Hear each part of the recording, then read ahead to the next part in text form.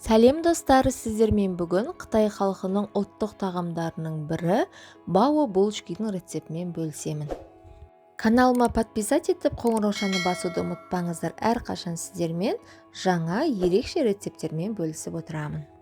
Қамыры осылай нәзік, үлпілдек, әдемі болып шығады. Жасап көріңіздер.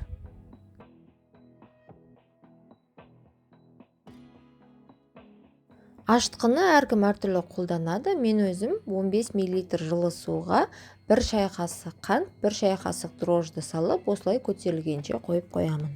Бөлек ыдысқа жылы суымызды, жылы сүтімізді және 1 шай қасық тұзды салып, ерігенше жақсылап араластырып, оның үстіне дайын болған ашытқыны салып, және сұйық майды құйып, ұн салып, жақсылап жұмсақ болғанша қамыр илейміз. Қамырымызды жақсылап осылай біріккенше илеп, бетіне кішкене сұйық майды құйып, бетін жауып, орап, жылы жерге ашығанша қойып қоямыз.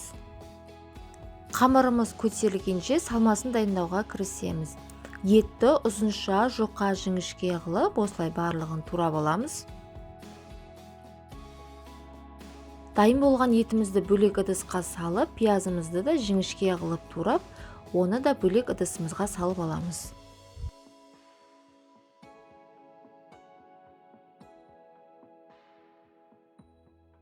Енді орташа бір тіше чеснокты осылай майдалап турап аламыз.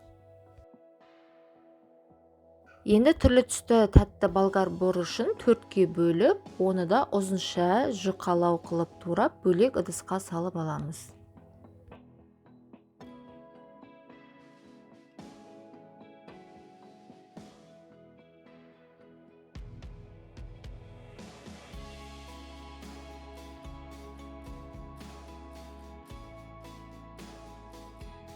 Енді сәбізімізді теркадан осылай өткізіп аламыз.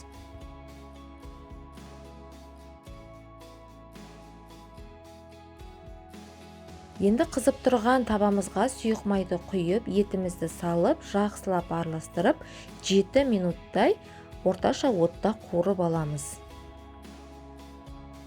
Енді үстіне пиязымызды салып, жақсылап араластырып, жай отта 5 минуттай қуырып аламыз. Енді үстіне дәміне қарай тұз салып, және майдалап туралған чеснокты салып, араластырып, ең жай отқа бетін жауып, 10 минутқа етіміз піскенше қоямыз.